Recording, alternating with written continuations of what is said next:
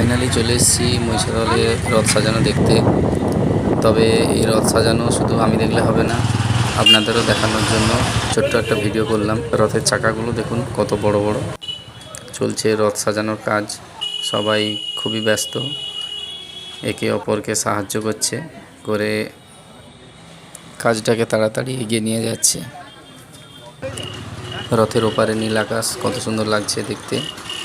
রথ সাজানোর কাজ প্রায় কমপ্লিট, কিছু টুকটাক বাকি রয়েছে যেগুলো এনারা তাড়াতাড়ি সেরে ফেলার চেষ্টা করছে।